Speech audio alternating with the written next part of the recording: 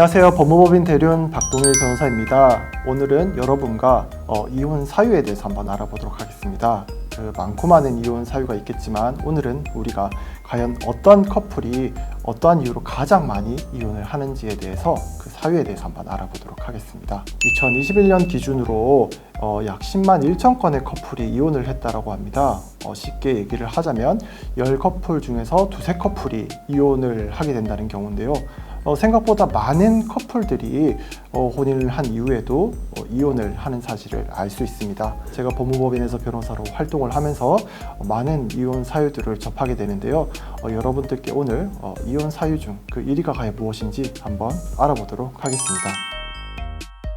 여러분들께서도 아마 많은 분들이 알고 있을 겁니다. 이혼에는 두 가지 방법이 대표적이라고 할 수 있겠는데요. 쉽게 말해서 협의 이혼이 있고 재판상 이혼이 있습니다. 자, 협의 이혼은 혼인 생활의 당사자, 즉 부부가 서로 합의하였을 때 할 수 있는 이혼 절차라고 할 수 있겠습니다. 즉 쉽게 말해서 아내와 남편 모두 이혼 절차에 대해서 동의를 하고 이혼에 대한 의사의 합치가 있을 때 이혼을 할 수 있는 절차라고 볼 수 있겠죠. 일반적인 생각에는 서로가 사랑을 하기 때문에 혼인관계를 지속하는 겁니다. 그렇지만 민법에서 규정하고 있는 혼인은 어떻게 보면 아내와 남편의 계약이라고 볼 수 있습니다. 혼인 계약인데요. 이 계약이라는 것은 여러분들이 다른 계약에서도 발견할 수 있듯이 일방 당사자가 원한다고 해서 계약을 파기할 수 있는 것은 아닙니다.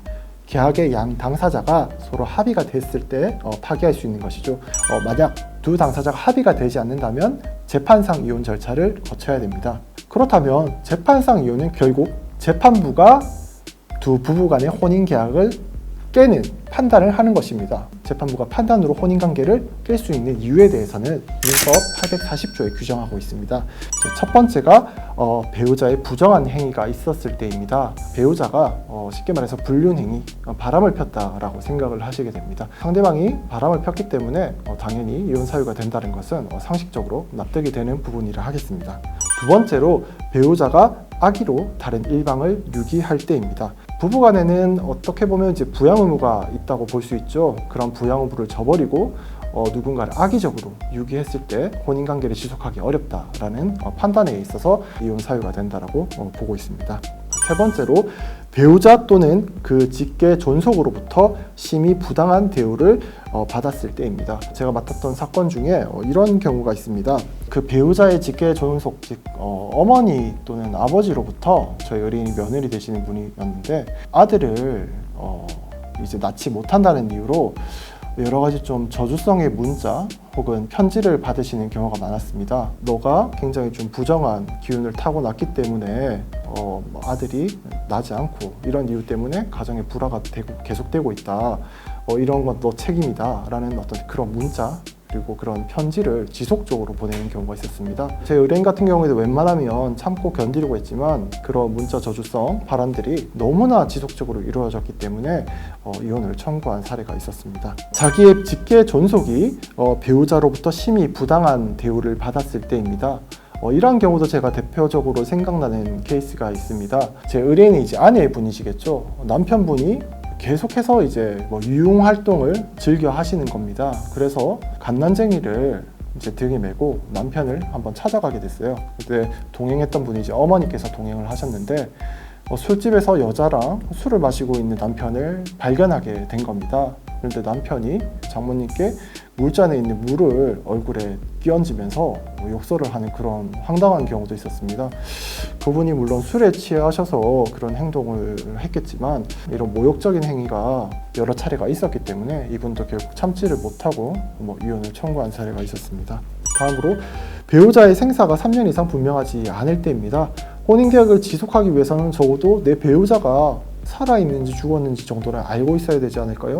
3년 이상 생사조차 모른다면 사실 이건 남보다 못한 사유가 이미 되었다고 볼 수 있습니다. 이러한 사유가 있다면 재판부 역시 이혼 사유로서의 하나로 판단할 수 있다고 보고 있습니다. 다음으로 기타 혼인을 계속하기 어려운 중대한 사유가 있을 때인데요. 혼인을 지속하기 어려운 이유는 여러 가지가 있을 수 있습니다. 앞서 제가 말씀드린 열거한 사유만으로 모든 사례를 다 포함할 수는 없기 때문에 입법부에서는 기타 혼인을 계속하기 어려운 중대한 사유라는 어떤 포괄적인 문구를 통해서 각각 가정에 발생할 수 있는 여러 문제들, 그리고 그 문제들이 혼인을 지속하기 어려운 사유에 해당된다면 재판부가 판단으로서 이 두 사람의 혼인계약을 깰 수 있는 법률적인 근거를 제시하고 있는 겁니다. 대부분 이혼을 하는 경우에 있어서는 제가 방금 열거드린 6가지 이유가 꼭 하나씩만 있는 게 아니고 병합 또는 중첩적으로 해서 여러 가지 사유가 함께 이혼 사유로 소장에 기재되는 것이 대부분이었습니다. 통계청에서 굉장히 흥미로운 집계가 있었는데요. 이혼 사유 1위로 가장 많이 든 게 첫 번째가 이제 성격 차이, 두 번째가 돈 문제, 세 번째가 가족 간 불화, 네 번째가 부정행위, 다섯 번째가 폭행으로 집계가 되었는데요. 대부분의 사람들이 구체적인 이혼 사유를 말하기는 또 꺼려할 수 있기 때문에 성격 차이가 아마 1위로 나왔던 것 같습니다. 하지만 여러 가지 사유가 복합될 수 있다는 것도 한번 참고를 해보시고, 사실 제가 또 이제 실제 업무를 했을 때는 의외라고 생각하실 수도 있겠지만 성 문제가 대부분 좀 많은 경우로 와닿았습니다. 이 성 문제라는 게 생각보다 굉장히 예민한 문제가 될 수 있습니다.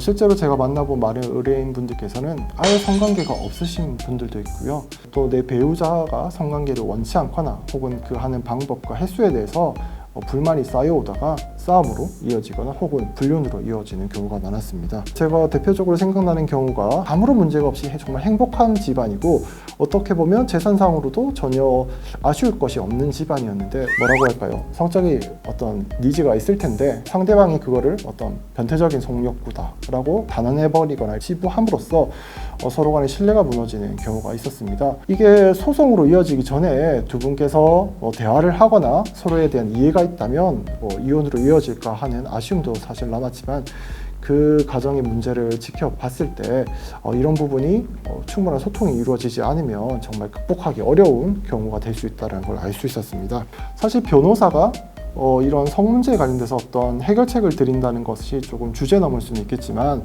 저는 이렇게 성 문제로 인해서 서로 갈등이 첨예하다면 가정 상담이라던가 전문가를 통해서 가족 간의 상담을 먼저 받아보시는 것도 좋은 방법이 되지 않을까 생각합니다.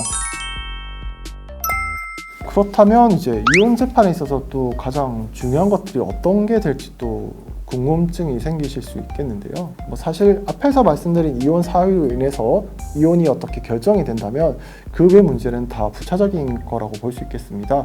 사실 이혼을 결정하는 순간이 이혼 사건에 있어서 가장 큰 걱정거리가 될 텐데요. 소송에서 다툴 수 있는 것은 위자료 부분, 결국 내 혼인관계의 파탄의 책임이 상대방에 있기 때문에 그 위자료 액수를 책정하는 문제가 될 수 있겠고, 재산 분할이 사실 실무적으로 가장 큰 문제가 되기도 하죠. 공동으로 형성한 재산을 어떻게 배분할지, 이 재산도 깔끔하게 배분하지 않으면 문제가 커질 수 있기 때문에 일단 재산 분할도 좀 큰 문제가 되고, 또 가장 감정적으로 많이 충돌하는 부분이 이제 양육권과 관련된 부분입니다. 배우자가 싫어서 이혼을 하게 되지만 결국 배우자가 싫다 해서 내 자식들이 또 싫은 건 아니거든요. 근데 그거는 이제 부모 모두 같은 감정이기 때문에 양육권을 누가 가질 것인가에 대해서도 상당히 좀 첨예하게 이루어지게 됩니다.